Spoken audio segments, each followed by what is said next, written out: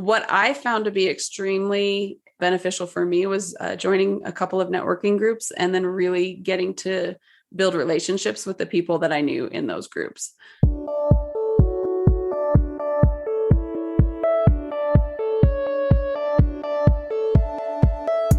So you want to make an impact. You're thinking about starting a business, sharing your voice.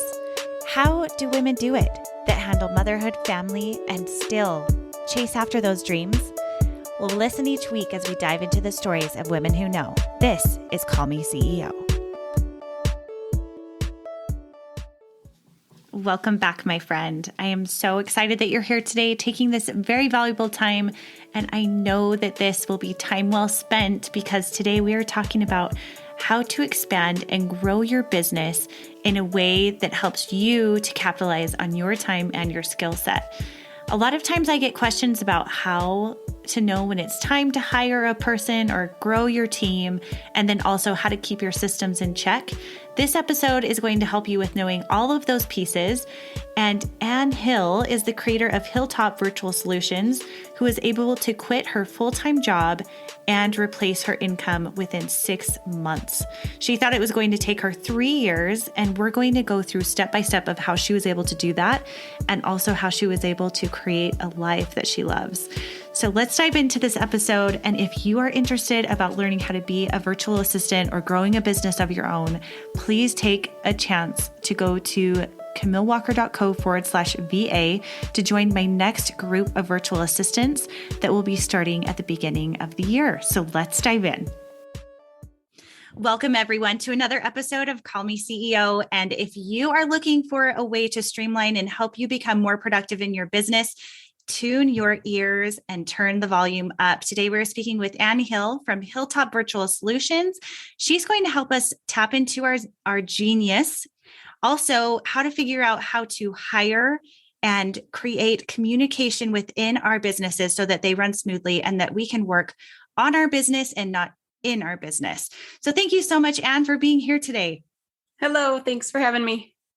So we were talking just briefly before this. Can you please introduce yourself? Tell us where you're from, how many kids you have. We celebrate motherhood here. So tell us a little bit about your family and what matters the most, and then we'll dig into the nitty-gritty of your business. Yeah, so I'm Anne. Nice to meet everybody. And I am in the Denver, Colorado area is where I'm located, enjoying the lovely mountain views here that we have. And I have 2 boys. I've been married for about 11 or 12 years now. 11 years. Yeah. And I have 2 boys. One is 8 and one is about to be 5 in a couple of weeks. So one in school, I have a little bit more time before he starts school. So yeah. And then we have 2 fur babies as well. So I am a big fan of Labrador retrievers, and I like the big dogs. So Oh, that's wonderful. Now tell us a little bit about your business. What I love about your experience is that you have the corporate experience and then you moved it into something where you really tapped into your zone of genius and what you love. So tell us a little bit about your journey and how you developed your business now.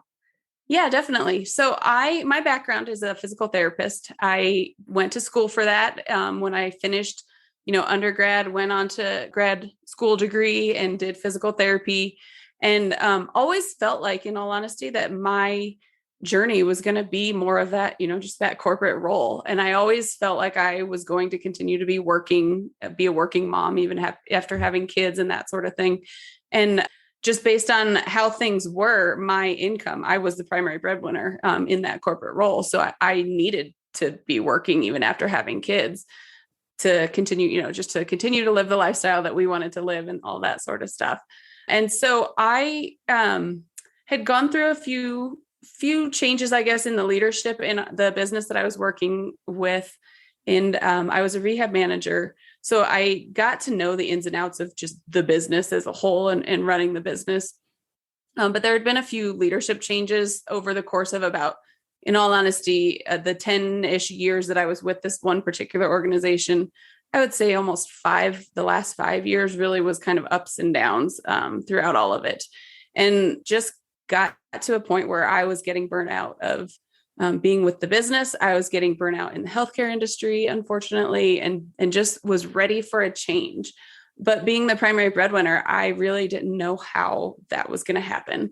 Definitely felt stuck in what I was doing and how I was doing it, and started doing, what I think a lot of moms do is, especially when we feel like we get stuck, started looking up some things, doing some research on the computer, saying what options are out here? What can I do? Are there any work from home jobs? Are there remote jobs? What can I do? Because I got to a point, not only that I was getting burnout with the therapy world, but I wanted just some freedom back in my life. I didn't want to be working 12-hour days and be, going into work after dropping the kids off at school and not getting home until they basically were getting ready for bed. I didn't feel like that served my purpose at all. I didn't like who I was as I was coming home from work. And I just was looking for some freedom back in my world and in my life again. And so I started Googling different things. And now that I have a better understanding of what happens on the marketing side of things, I realized now that based on me doing some of these searches, I was starting to see some different Facebook ads that were coming up for different things, like different opportunities, different work from home things. One of them in particular was being a VA. And so there was a course that I went through that started my whole entrepreneurial journey. And my thought was, there's no way this is possible. Like, there's no way I can do this and try to replace my income. But it sold me on it. And so I ended up purchasing the course, went through it, and definitely saw potential, but I didn't feel very confident that I could do it myself in my business, nor did I really know how to do it because I hadn't had the experience of, knowing other business owners or connecting with people like that. My network essentially was all people in the therapy world, nurses, doctors, physical therapists, people in that medical perspective, and everybody that was, working up that corporate ladder is really what my network was. So I just didn't necessarily know how I was going to make it happen, but I knew I could do something different. And once I got exposed to that VA world, it became eye-opening to me that there was a world that I never knew existed. I don't know if many people can kind of remember when all of a sudden there was that aha of like, oh my gosh, there's this online space. What is all of this? And how does this all work? And how can I get connected with people? And what do I need to know? And that was kind of what I went through in the initial months of me going through this program. And then also just seeing some of these different Facebook groups and talking with people in all over the world, like talking with people in Germany, talking with people in Australia, and then talking with people in the US and connecting with people that I never would have even attempted to think about reaching out to prior to me having my business. So I started off as what I classified as a general VA, because again, it was like, okay, well, there's all these things that I can do, but what do I like to do? I don't know. This is a whole new world to me. I don't know what I like to do. So, I would connect with business owners that would say they needed help putting together some things on their website. So then I did a trusty YouTube videos, trusty Google searches, and figured it out. It was okay. I'll figure out whatever I need to figure out. And I won't say that it's necessarily going to be the best, but I will be able to figure it out for them. So I was able to just solve a lot of problems just by doing that, really, just by doing some searches and figuring out what it was that I needed to do in order to fix their problem. But in that general space, it was like, oh, you need some help here? Yeah, I can help you with that. Oh, you need some help here? Yeah, I can help you with that. But it didn't really help me to figure out, what do I really like to do? and where do I want to spend my time? And then it also came to a point where it was like, well, this is great, but I'm going to be capped out because I have to spend all this time learning and I have to spend this time doing the work too. So it was more of okay, well, how do I still capitalize on using my time effectively and also run a business and also replace an income that needed to be there? And so with that, I basically started taking pieces of what is it with each client that I worked with, kind of doing that scan back of what is it that I liked to do? What was part of it that I liked to do here? What did I not like to do? And I also found that when I was talking with business owners, I was asking questions that they weren't necessarily expecting just their general VA to be asking them. I was more than happy to check the tasks off the list for them and help them out. But then I would ask, well, what's ultimately our goal here? Where are we trying to get to? What are the things that we're looking for? What are our metrics? What are our KPIs that we need to see that this is working or isn't working? Or how do we need to pivot this to make it work next time for us? And I was doing a little bit more of the analysis, a little bit more of some of that strategy side there without necessarily knowing it. I just was trying to help the business owner. I didn't realize that, this wasn't what they expected me to be doing. Yes. So yeah. And then through that whole journey, again, I started to realize, like what I'm actually doing and what I enjoy is this more administrative operations side. So then I started saying, okay, well, what I do is I do operations, and had some success in going that road, but still not necessarily knowing how to classify operations. It can be kind of a broad spectrum of what I do. I came across a program that was a director of operations certification program that really helped solidify everything in my mind and gave me that extra level of confidence of, oh yes, like these are my people. This is what I do. This is how I do it for my clients. And this is how I help them get the results that they get. So it just took it again to another level of another program that I went through that just really helped me hone in on my skills and how it could relate to the small business owner. I love it. Okay. I'm going to pause you right there because I don't know that you know this, but I actually created a virtual assistant program. Oh, no, I did not know that. Yes. I just launched it this last year because I have had so many women that have come to me and said, I want to be able to work at home. What can I do? Yeah. And I thought, well, man, I started as a blogger, but that is not the shortest route to creating an income. Yeah. And I love that as a virtual assistant, you really can tap into what it is that you find uniquely interesting and that you can also hone in on that skill set. So for the program that I have, it's 60 days to VA. I'm launching a new round of students come January. So if you're listening right now and you're like, wait, this sounds amazing, you can go to camillewalker.co/BA to be on the wait list. You'll get like premium pricing at that if you're signed up early. But what I have taught my students who have gone through my course is that doing general admin tasks works. So many people need it. They need it more than ever, especially with the pandemic and everything else. However, once you start going through the program and realizing what you love and what you do and what really taps into your skill set of genius, that's where you're going to find the most success and also be able to up level your income. So I love that you went through that process because that's exactly what got you to the place where you are now, where you're like, wait, I love strategy. Like I'm going to take a step back and hone in on that skill so that I feel confident, because I will tell you, all of my students, all of my virtual assistant students have told me, I know the skills are here. I've learned what you have to tell me, but how do I build that confidence?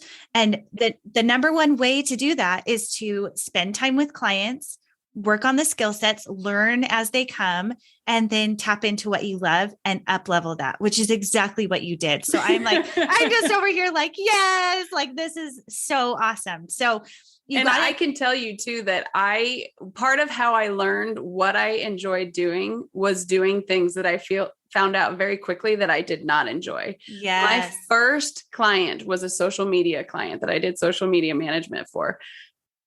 I would say within about 2 weeks, I had this client for about 5 months, but within about 2 weeks, I was like, this is not a service I want to offer anymore. And realized very quickly that it didn't serve me. I did not enjoy it. I dreaded having to do their planning weekly and get it all set up and schedule everything out. So I did things that I just needed to get the experience with. And I did social media. I did some email. It was basically like email marketing that I did research on topics and did some different things like that I put together for clients, some very, very minor bookkeeping for some clients, invoicing, that sort of stuff. But yeah, I got a lot of exposure doing some of the more general tasks, but exposure in a lot of different areas of business. So I always joke around that I'm good enough at the different tasks to know number one, what needs to be outsourced with it. And it's not my skill set and it's not my expertise. And number two, I'll joke around and say, like, I'm good enough on the back end of a website that I can crash it for you. Like, I can definitely mess it up, but I probably can't fix it. And I'll know that somebody else needs to fix it for you. So yeah. And I think that that's something that comes with trial and error and trusting yourself through the process of knowing that you have the ability to Google it, learn it, take a course like mine, where you can get a broad sense of how to start a business, how to create a financial foundation, how to create, your LLC and your EIN and all of that stuff with setting up a business where you feel confident to start. And then from there, you just have to get creative and really trust and have that confidence in yourself that it's okay to fail and that you can move forward with confidence, knowing what you love. So that is one of the questions that you and I had talked about just for a second, is how do you tap into that zone of genius? And how do you feel like that's something that people can find on their own? I think that it is an evolution. It may not necessarily be an evolution for everybody. Sometimes, the first thing they do, they're like, oh my gosh, this is the best thing ever. I love this. It's amazing. For me, it definitely was not that. I definitely needed to try a few different things. And then I also needed to take some time and pause on it and see, out of all of the different things that I had done, what were some of the similarities with them? Mm-hmm. How did they overlap? I never would have thought before, as a physical therapist, as I was looking at even just the different tools that are in your toolbox when you're trying to work with a client and work with a patient, how you kind of process and prioritize and kind of compartmentalize things. And in that side of things, as a rehab manager, how I'm looking at systems, how I'm looking at everything from that to then correlate it over to small business. I would not necessarily just obviously, and I didn't from day one, look at that and go, okay, what did I do that was the same here that I want to do here? It took some time for me to really look at it and say, I tried this, I tried that. I didn't like this. I did like this. I liked this part of this, but not this part of putting together the different processes and that sort of stuff. And so it was really looking at it and having conversation with people and with coaches that I had worked with and hired, saying, here's what I've got. Here's everything, laid out. I did this analysis. This is where I see things.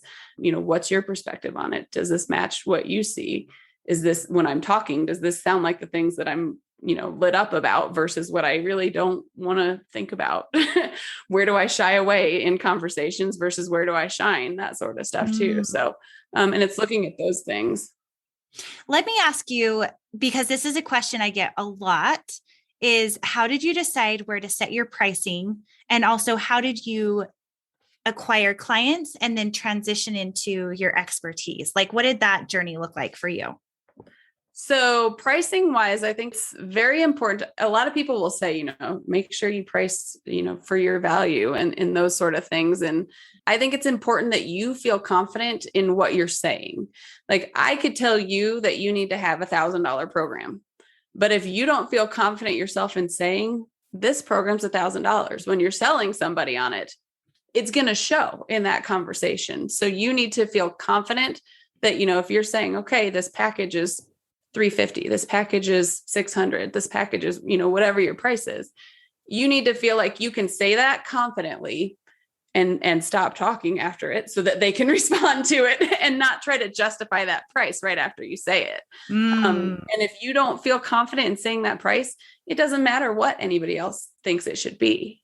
You have to believe it yourself, and you have to feel confident that this is really, I'm providing this sort of value for you. Look at what you're going to be able to get out of this and how it's going to help you in the long term. How can you not spend that on it? So, you need to have that confidence going into it as the service provider. And if you don't have that confidence yourself, nobody's ever going to believe it. And I think it's also okay to start where you might feel is super low. I think, for instance, my first client, I was charging $20 an hour. For me, that was just, I felt confident in saying that. That was where I started. My next one went up to $35 an hour because I felt like I started to see more myself in what I could do. I started to feel more confident in how I was doing it for clients. And it started to, just go up incrementally from there for what my hourly rate was. But I I wouldn't say very quickly. I think it did take a little bit of time for me to start feeling like I could confidently provide package pricing instead of doing it at an hourly rate. Mm-hmm. So that was how I did some of the pricing side of things as I grew my business. But I also know people that, they'll charge $15 an hour because that's what they feel comfortable with. And that's where they want to start. And that's completely fine. Like whatever that number is, it is okay. And there's nothing wrong with starting what you might classify as low, knowing that you want to grow it and you plan on increasing it with each new client. So, yeah. Where were you able to find your clients? What was the best, most, and even to this day, what are some of your tips for finding success and getting new clients? It's always a work in progress, I would say. Mm-hmm. It's something that I think no matter what level of business you're in, I think there's new challenges that come and new mindset complications that come in the middle of it all that I think just as you grow, that's how it goes. What I found to be extremely beneficial for me was joining a couple of networking groups and then really getting to build relationships with the people that I knew in those groups. If you're listening to this episode right now and wondering how you too can create your own business from home, I would highly suggest that you join my next group of virtual assistants who will be starting in January. We're going to get through these wonderful holiday months, and then we're going to hit the ground running about mid-January. So what you can do right now is get on my wait list, which is at camillewalker.co/VA. Again, that's camillewalker.co/VA. You can create your own virtual assistant business and just like Anne, create a life balance that you love. And I'm going to walk you through it every step of the way with pre-recorded course lessons as well as live sessions with me. And it is so much fun, but don't take my word for it. I have students who have graduated and already built businesses of their own, and I would love for you to join the ranks with them. So let's keep going into this episode. It wasn't necessarily that they specifically were my ideal client, but they knew other business owners.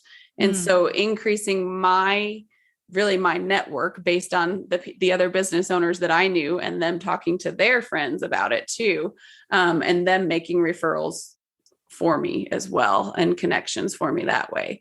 I personally have always, struggled. It's been a challenge for me to jump into a blind conversation with somebody online, whereas doing in-person networking and getting to know people that way has always just been an avenue that I felt more comfortable in, which in the online space really was an area that was untapped. So, for me to go into a live networking group or a networking meeting and say, I work virtually, I had to explain what is a VA, what is an online business manager. I had to explain a lot of those things because it's an untapped market. People just didn't do that. So in some ways it helped me because I didn't necessarily have a lot of competition, quote unquote competition, because other people weren't doing it. They weren't going in and talking to these brick and mortar businesses saying, these are the things I can provide virtually. And so they just didn't understand it as much. This is getting me so excited because you're doing this is why I created the course I did what I'd say is it's called planting seeds, because every time you have a conversation, it's not that you're trying to sell that person or your friend or whoever it is you're meeting. It's that you're planting a seed of what it is that you do, who you help.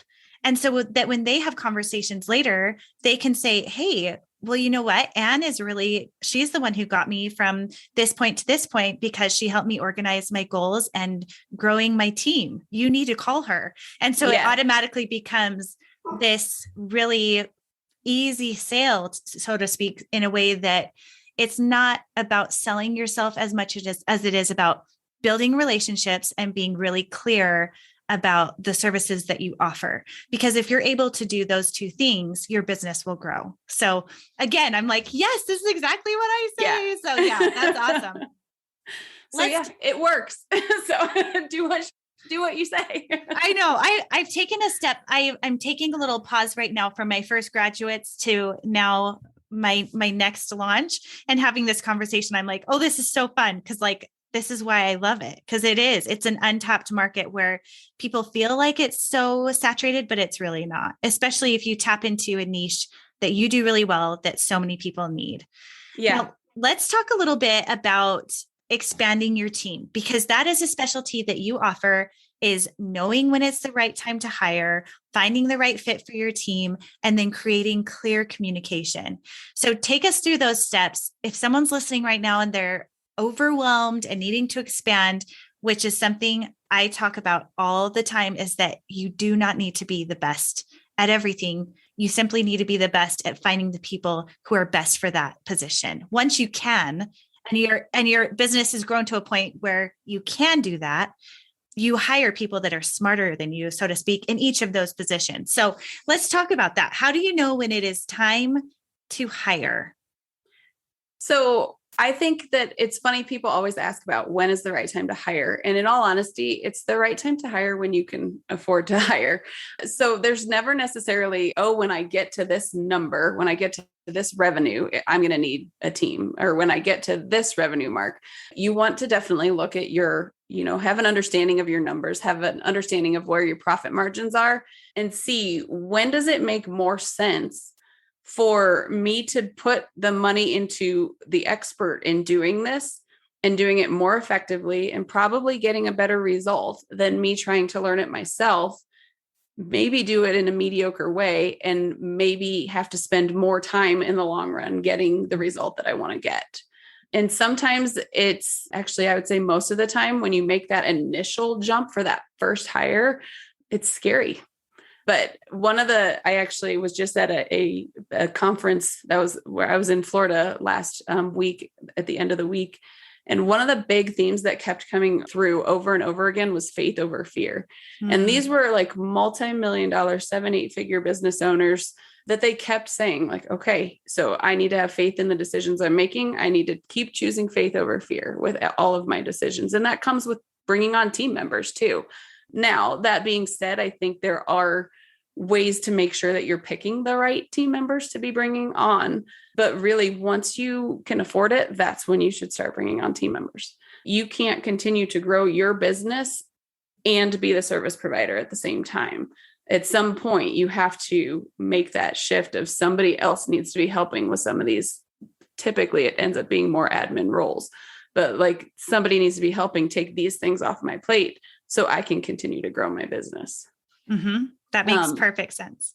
And I would also say that one of the things to look at as the business owner is really, what are my values as a business owner? What are my values as a person? What do I have as that like true North Star that I want my business to continue to grow towards? What's my vision of where I want to be? And looking at those really two key things and feel confident in what those are for you. And then make sure that when you're bringing on new team members, that their values align with your values, and that also they have that same vision for where your business is going to go. You want them to buy into that even from the beginning, because if they don't buy into where you're trying to get to, they're not going to be the right fit for your business. I completely agree.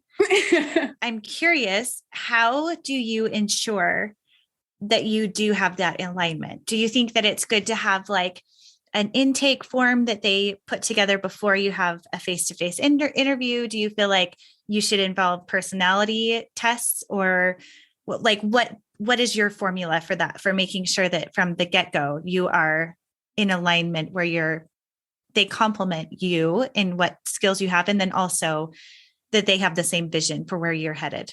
So I do exactly what you had said. So there is an application process, both for my business, and then also if I do this with clients, I will get a job description put together so that we truly know this is what you're looking for. These are the key requirements. And then also really go into detail on that job description too, of these are our values. Does this match with you? If you feel like you're in alignment with this, here's the application. If you're not in alignment with this, maybe it's not the right fit. Completely fine. There's going to be a right fit. There's going to be a wrong fit, but then have that job application or that application that they go through. Some of those things you can also ask. Again, some of the questions that I like to ask is, even whether it's somebody looking to hire an employee or whether they're looking to hire on a contractor, where do you see yourself in the next 3 years? What are their goals for themselves? And how do those goals match with what you want to do in your business? Definitely when you're looking to hire, if you're in an immediate need and you're just looking to fill an immediate role, you're probably not going to have a good long-term fit for your business. You're probably not going to be really helping in the long run, but also not even helping in the short run. Because when you're in that desperate spot, then you're usually just like, I need this done. I need this done. I need this done. But you're really not looking at, how is this person truly going to help me grow? How is this person truly going to help? Even in a role like a VA, an admin role, they still, based on the time that they are saving, there should be like an ROI for you in that still. And they should be able to basically recoup the cost of bringing that person on within, 3 to 6 months, if not shorter than that sometimes. But they should be able to recoup the cost just based on the time they're saving you, that allows you to then either go out and gain more business, or if the time is more valuable to you than necessarily the money, then they've allowed you to now go to your son's soccer game, go pick up your child at school, be able to, if the time is really the part that matters more to you, then that's completely fine. That ROI doesn't have to be specifically a number based on the revenue in your business. It can be that they are helping you to just have that, live the lifestyle that you want to live. Yeah, I agree with that so much, because often, especially as mothers, I think creating space for clarity and mental space, simply having space to be in your own thoughts or take time for your mental and physical health and wellness and your relationships will pay in dividends, because the measure of your health is 10 times over the health of your business. And I love that you said that the health of a person and the health of a business are very much aligned, where if someone is taking care of themselves, chances are their business is doing better too, because they're able to have that wellness, that sense of wellness. And I think that that's what hiring outside of ourselves allows us to do, is to create that wellness so that we're not putting ourselves to burnout over and over again. Yeah, definitely. One of the hardest things to do is figure out how to delegate to somebody and not micromanage them. So I find when people have that first hire, it's when, for whatever reason, we feel like nobody's going to do this the way that I'm going to do it. Mm-hmm. And that may be true. In all honesty, they may do it better than you did it. You don't know that yet because you haven't given them the opportunity. But the other thing with that too is that they may fail, and be okay with that, especially with some of what you might classify as like lower level tasks. Like, let them fail if it's not going to be this huge thing that's going to completely, drown your business. Mm-hmm. Let them fail and let them learn from it. Because if you haven't given them the ability to truly be making the decisions the way that you would based on the training that you're giving them and what you're providing for them, then you're not actually effectively delegating. If you have to keep answering questions for them, if you have to keep being that ultimate decision maker, you haven't effectively delegated the task, and you haven't actually freed up your time either. Absolutely. Because all they're doing is continuing to come back to you. Right. And ask questions. Well, if I need your approval on it every single time, then how have I helped you? Right. So yeah. So what do you think the best systems and ways of doing things are best for streamlining the business and also having an open communication for making sure you know what's going on as the business owner? When you are, well, really, even when it's just you, but even when you're starting to bring on team members, having a place where everybody has everything, a project management tool of some sort that has everything on it. I personally use ClickUp. It's my favorite tool out there. It allows for the most customization, and it's just, I love it. But I like that one. There are other ones. People use Trello, people use Asana, that sort of thing too. Even sometimes just an Excel spreadsheet can work depending on what it is that we're looking at. But you need to have a place that has dates, it has assignees, it has goals, it has tasks, it has those things on it. But in order for somebody else to know what needs to be done and you to be able to see, okay, these things have been laid out, you have to have something. So starting off with some sort of a project management tool is key. Along with that, you also need to know what your workflow is. So you need to know what the expectation is of where things need to move in order for the projects to be completed, in order for the tasks to be completed. So those are two areas that you need to know. And then the third part, like you mentioned, is the communication, having that clear expectation laid out between you and the team members of what needs to be communicated, when it needs to be communicated, when it needs to be like a priority communication versus just something that we can get to on the next weekly meeting, that sort of stuff. And being consistent with how you're doing it all is the other part of it all. And so really taking that extra time to lay it all out and work through some of those kinks helps to streamline the process as a whole. There's different areas of your business. Don't try to tackle them all at once. So like if your first team member is a VA that's helping with some of that, say maybe it's some of the scheduling, the onboarding of new clients, that sort of stuff, then only focus on that process first with that VA and that team member. Don't try to figure out what your lead generation process is. Don't try to figure out what your offboarding process is. Don't try to figure out what your fulfillment process is. Only work on the one process at a time. Once you feel like you have that one solid, then start taking on some of the other processes with it too. I like that. What is your favorite way of setting up communication? I know that you liked ClickUp, but for weekly meetings, do you suggest Zoom meetings? Do you think it's good to do that weekly and then have do you suggest that people give their personal phone numbers or use Skype for messaging, or what do you think is best? I stay away from personal phone numbers as much as possible because I like to enforce boundaries in businesses. Mm-hmm. And it's hard I'm sure we all get notifications of all sorts of things all day long. And I've really tried, even in my own business, to really hone in on what do I need to know? What do I not need to know? Do I need to have a ClickUp app on my phone, or can it just be during business hours that I'm looking at this project management tool and figuring out what's going on? There are a variety of different tools out there. So ClickUp in particular does have like a chat ability that you like a widget that you can put in there that will allow you to essentially do like a Slack conversation in ClickUp. Some people like that. It really depends on the business for what they like best. Some people like that because then they go to this project management tool and they see it all there. And some people like Voxer. Some people like Slack.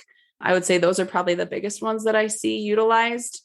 It really just depends on what the business owner thinks will be most effective for them, and then training the team in those other areas and making sure that the team continues to use those same tools. And when they're not using it, reiterating with them, hey, can you go put this in the Slack channel? Or, oh, can you put this on the project management tool, so that you don't have to look between email, between text message, between Facebook Messenger, between Voxer. Like, you want to have it all in one spot and not be trying to figure out where did we have this conversation and tracking that down. Yeah. I agree. One of my favorite, if you're doing something with visual, like a visual project, I built a program called Time for Us subscription that had a lot of printables and design elements. And I love using Marco Polo for that because it's a walkie-talkie visual app. Yeah. And so my designer could say, okay, this is what it looks like, but I could also make it smaller and look like this. Or what do you think about this? And I didn't have to be on the phone with her right when she was showing it to me, but it was visual. So I could see it and go, oh yeah, that hit the marker. Oh no, let's change that. It's looking wonky, whatever. So that's been a super helpful one for me too. I have done for my team, I'll do little Loom videos to send them instructions on, these are some things I need you to do.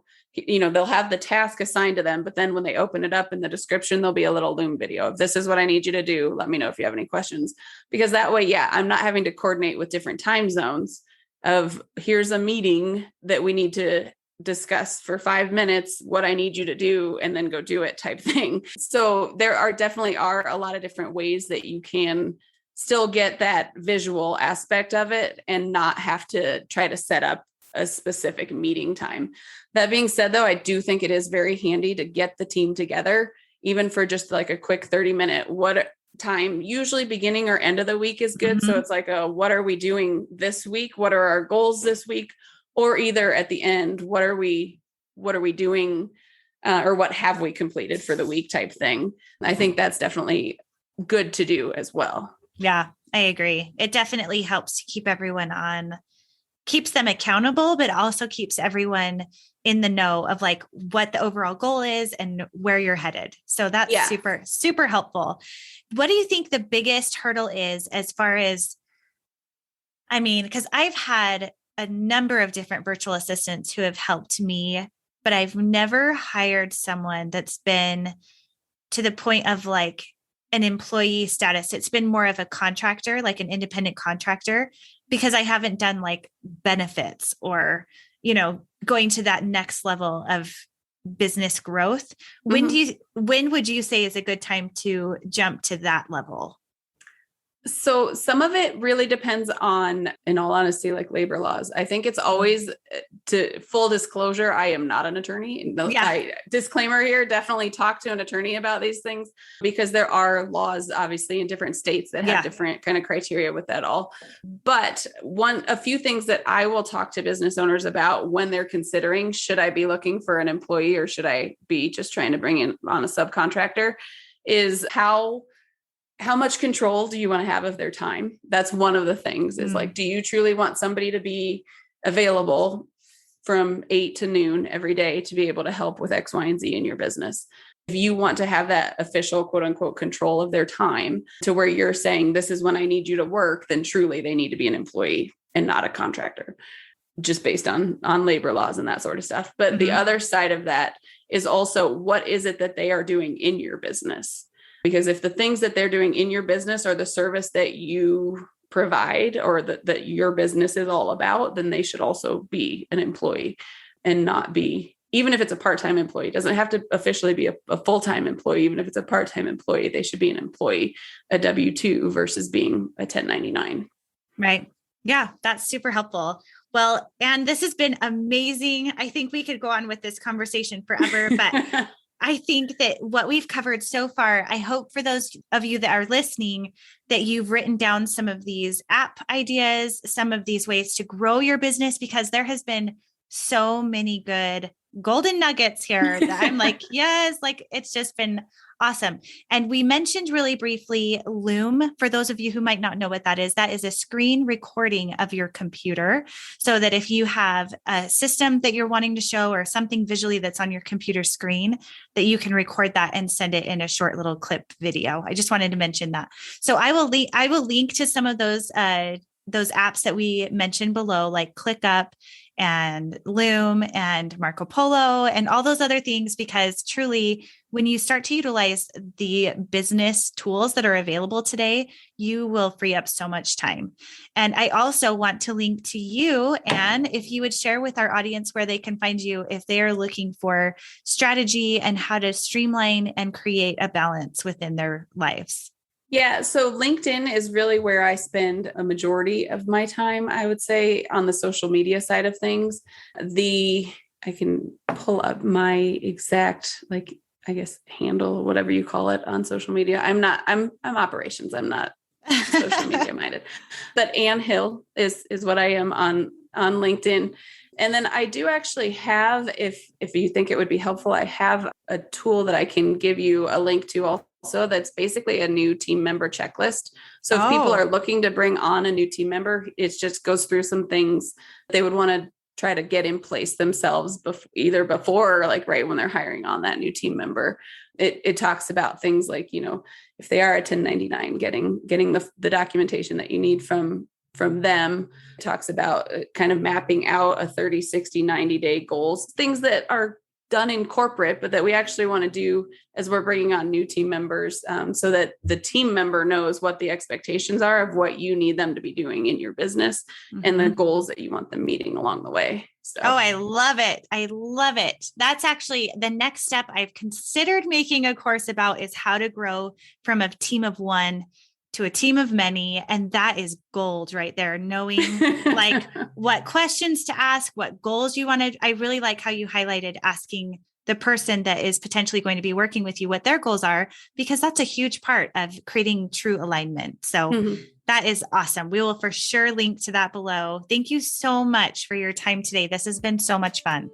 Yeah, it definitely has been. I agree. Thank you very much. You're welcome. Hey CEOs, thank you so much for spending your time with me. If you found this episode inspiring or helpful, please let me know in a comment and a 5-star review. You could have the chance of being a featured review on an upcoming episode. Continue the conversation on Instagram at Call Me CEO Podcast. And remember, you are the boss. Over the last 10 years, my life has been greatly blessed by being able to work as a stay-at-home mom to help us pay down debt and also have more financial independence to do things we like vacationing and having fun activities for the kids. A question I get asked a lot is, how can I too create my own at-home business? And after racking my mind for quite a long time, I decided that a virtual assistant business is where it's at right now. There are so many ways to be a successful virtual assistant, and this is something that I wanted to help other moms be able to do. And that is why I created the 60 Days to VA program. And it has been so wonderful to see these women who had no previous experience be able to create a business of their own with clients and success. I have a recent graduate, Rachel, who says, "I can't believe how much I learned in only 7 weeks. When I started the course, I learned how to do administrative work that I found online, to have my own LLC, beautiful website, knowledge of how to properly market myself on any platform, and the ability to use my different business programs. I feel so professional and confident to take on new clients. I would highly recommend this course to anyone who is thinking about joining. The live sessions with Camille and other experts are worth the investment alone. You will complete the course with all the tools and resources you need to be your own boss, make additional income for your family, and really feel confident in the value you add to the business world. I want this for all of you, and I can tell you that this is the kind of confidence that will come to you as well when you take my virtual assistant course. If you are interested, go to camillewalker.co/VA. Again, that's camillewalker.co/VA.